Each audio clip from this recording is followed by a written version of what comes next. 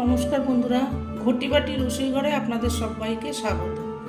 আজকে আমি বানাবো মাখনা মোদক। সামনে গণেশ পুজো, ওই জন্য আজকে আমি গণেশের প্রিয় মোদক তৈরি করব মাখনা মোদক। দেখুন আমি কিভাবে করছি। ফ্রাইং প্যানটাকে বসিয়ে দিয়েছি, এবার একটু ঘি দেব। ঘি একটু মাখনাটাকে রোস্ট করে নেব। মাখনাটাকে একটু রোস্টেড করে নেব। গ্যাসটাকে কম করে দিয়ে হালকা করে একটু রোস্ট করে নিয়ে তারপর আমি মিক্সিতে গ্রাইন্ড করে নেব। এইভাবে হালকা হালকা করে একটুখানি মচমচে করে ভেজে নেব। দেখুন এই যে মাখনাটা আমার রোস্ট করা হয়ে গেছে। বুঝবেন কি করে? হাতে নিলে দেখবেন মচমচ করে ফেটে যাবে। এই যে আবার একটু ঘি দিয়ে দিয়েছি সামান্য, 2 চামচ ময়দা একটু ভেজে নেব। হালকা করে একটু ভেজে নেবো। এখানে ঘিয়ের সঙ্গে একটুখানি কাঁচা গন্ধটা যাতে চলে যায় সেইভাবে করে একটু রোস্ট করে নেব। ময়দাটাকে রোস্ট করা হয়ে গেছে, এবার এটাকে আমি নামিয়ে ফেলছি। একটু ঘি দিয়ে দিলাম। এবার দিয়ে দেবো সুজি। সুজিটাকে একটু রোস্ট করে নেব ঘিয়ে। গ্যাসটাকে একদম কম করাই থাকবে। এইভাবে করে আমি একটু নেড়ে নেব। সুজিটা রোস্ট করা হয়ে গেছে, এবার এই রোস্টেড ময়দাটাকে দিয়ে দিচ্ছি। সাথে সামান্য পরিমাণ একটু ময়দা দিয়েছি, সুজির থেকে ময়দা কম। এবার দিয়ে দেবো মাখনা, রোস্টেড মাখনা গ্রাইন্ড করে নিয়েছি, সেটাকে দিয়ে দিলাম। এবার এটাকে খুব ভালো করে এর সাথে মিশিয়ে নেব। সুজি, ময়দা আর মাখনা একসঙ্গে ভালো করে মিশিয়ে নেব।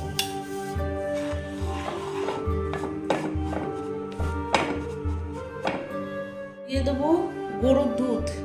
দুধটাকে জাল করে ঠান্ডা করে নিতে হবে। পরিমাণ মতো দুধ দিতে হবে, অল্প অল্প করে দুধ দিয়ে মেশাবো। দুধটাকে দিয়ে দিচ্ছি। আবার একটু লাগলে আবার দেবো। এটাকে খুব ভালো করে এবারে মেশাতে হবে। খুব ভালো করে মিশিয়ে নেবো। এবার দিয়ে দেবো একটু মিল্ক পাউডার।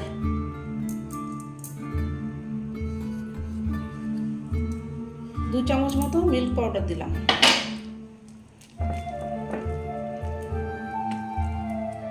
খুব ভালো করে এবার মেশাতে হবে। দিয়ে দেবো এবার চিনি পরিমাণ মতো। মোদক একটু সাধারণত মিষ্টি হয়,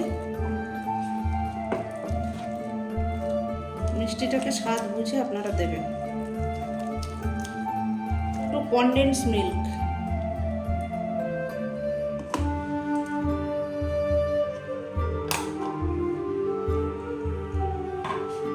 কনডেন্স মিল্কটাকে খুব ভালো করে মেশাবো।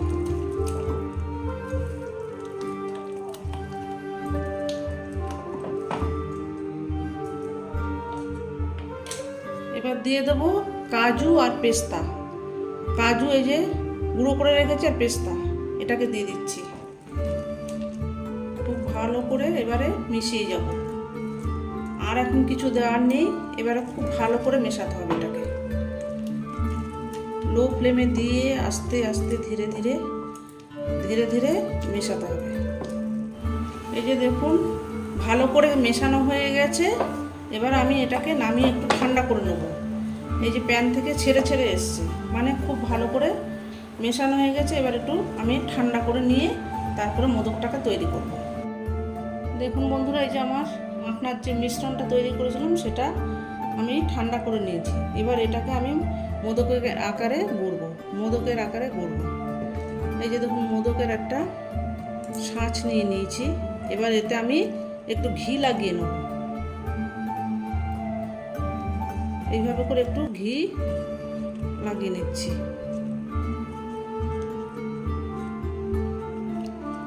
যাতে তাড়াতাড়ি উঠে যায়। এইভাবে করে ভালো করে একটুখানি মাখিয়ে নিতে হবে। এবার আমি এই মিশ্রণটাকে ভালো করে এর ভেতরে দেব।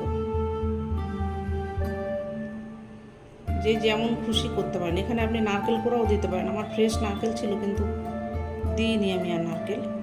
এটাই খুব টেস্টি হবে।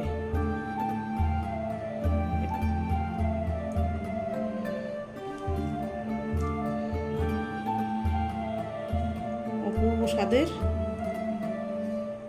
গণপতি বাপ্পার প্রিয় মোদক, মাখনা মোদক। আমি আগেও বানিয়েছিলাম মোদক, ছোলার ডালের মোদক।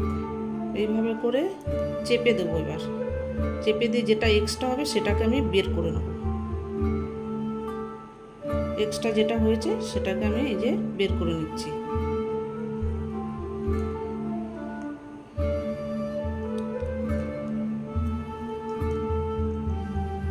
দেখুন এবার খুলছি। এই দেখুন কি সুন্দর তৈরি হয়ে গেল। এই যে মোদক রেডি। এক্সট্রা যেগুলো থাকবে সেগুলোকে বের করে নেবেন। আবার ওইভাবে একইভাবে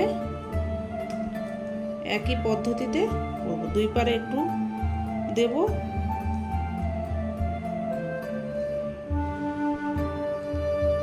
এই যে এইভাবে করে নিয়ে চেপে আবার এক্সট্রা যেটা হবে সেটাকে বের করে নেব। এবার এটাকে আবার খুলছি। এই দেখুন এইভাবে করে আমি প্রত্যেকটা বানিয়ে নিয়ে আসছি। আর একটু করে ঘি মাখিয়ে নেবেন শাঁসটায়। এইভাবে করে আমি সবকটা রেডি করে নিয়ে আসছি। এই যে বন্ধুরা দেখুন আমার মোদক রেডি হয়ে গেছে।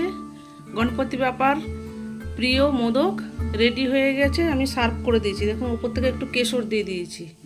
এই মোদক অসাধারণ খেতে। আপনারা এইভাবে বানাবেন, বানিয়ে করে খেয়ে আমাকে কমেন্ট করবেন। এরকম নিত্য নতুন ভিডিও পেতে আমার চ্যানেলটির সঙ্গে থাকবেন, সাবস্ক্রাইব করবেন, লাইক করবেন, প্রচুর প্রচুর শেয়ার করবেন। নেক্সট ভিডিও আসার অপেক্ষায় থাকবেন। ততক্ষণ আপনারা সবাই সুস্থ থাকুন, ভালো থাকুন, সাবধানে থাকুন। ধন্যবাদ।